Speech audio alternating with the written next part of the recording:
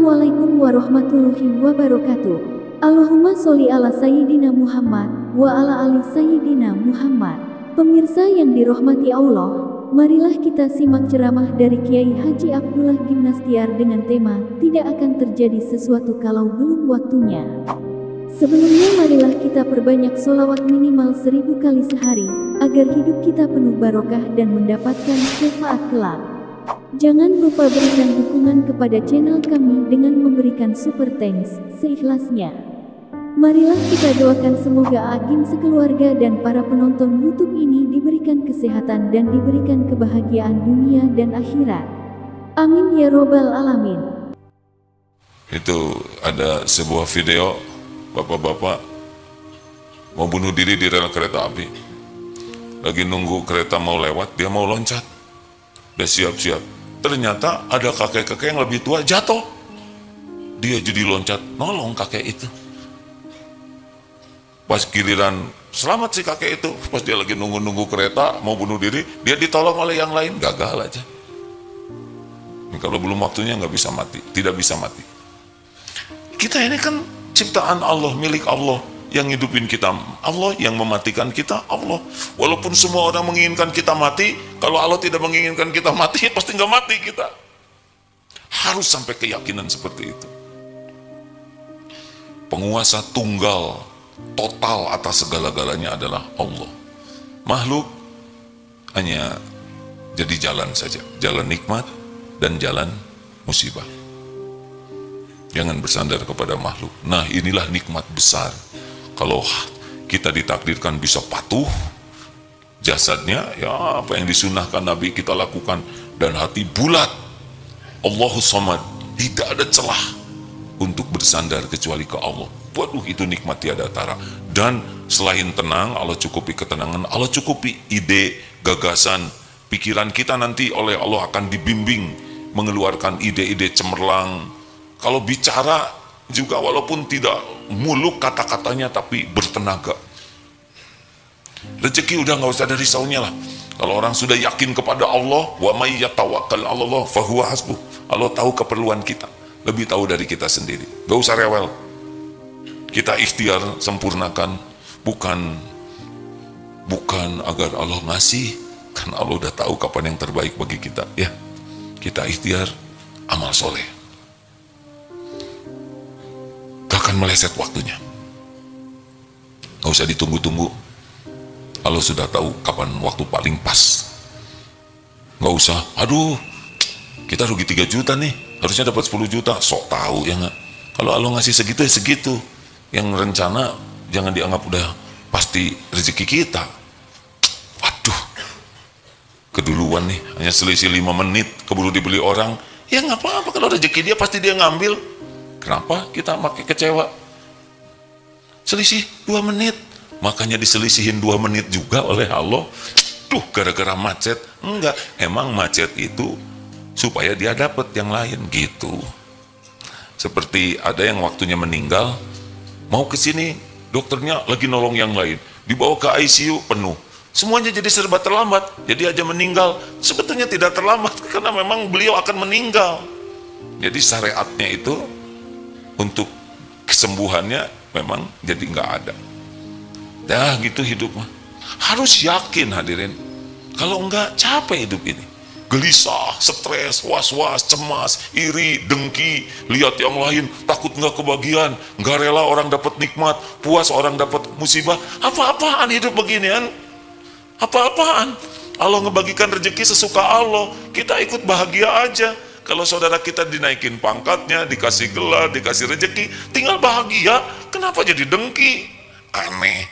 Allah yang membagi, kita yang uring-uringan. Halo?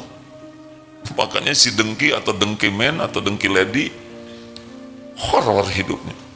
Jelek aja pikiran tuh. Itu umroh, gimana mungkin dia umroh? Dia bete gitu juga nggak ada yang ngongkosin tetep ya.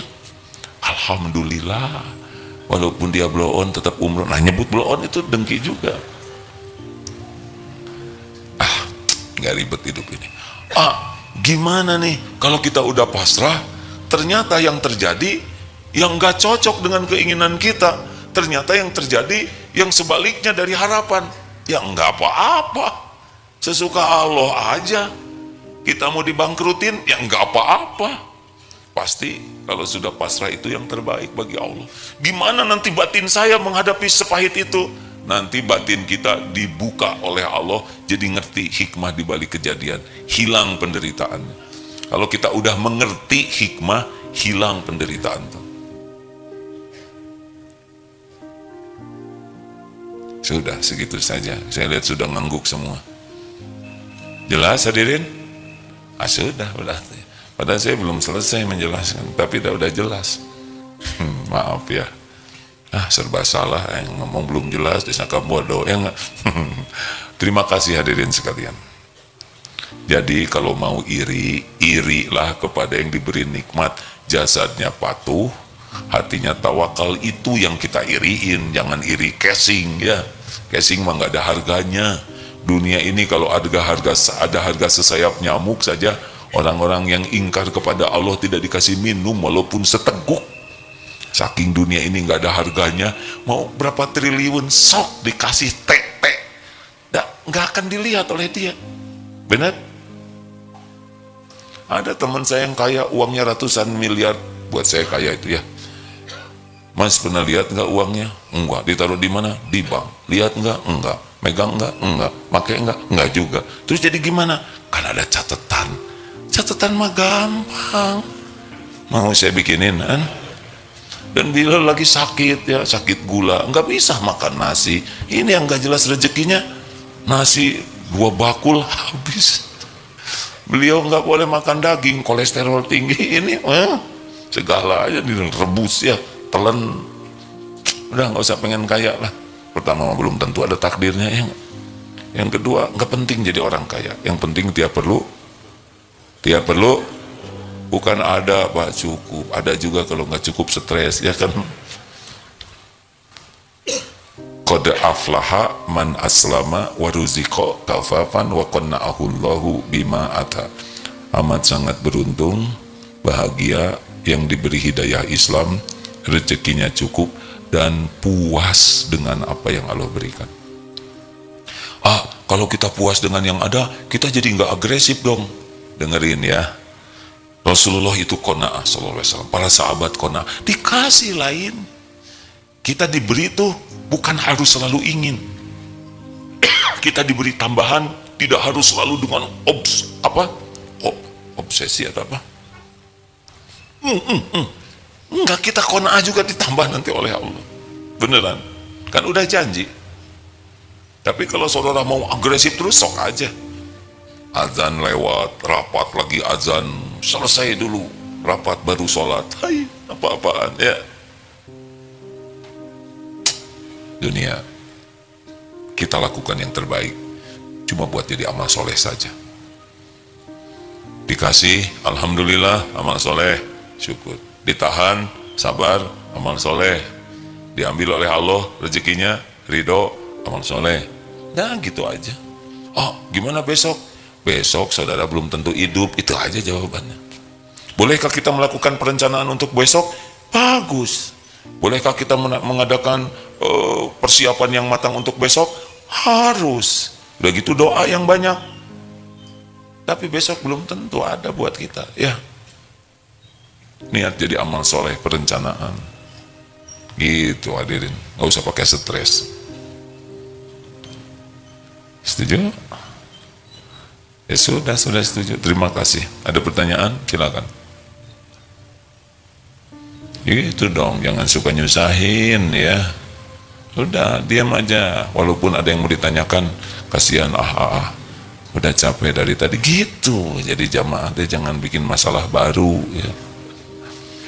Buat tamu nih, kamu mau nanya enggak? Nanya apa? Siapa namanya? Agim. Beres gitu. Kalau nanya tuh yang ringan, sederhana ya. Ada pertanyaan serius? Tidak ada? Terima kasih.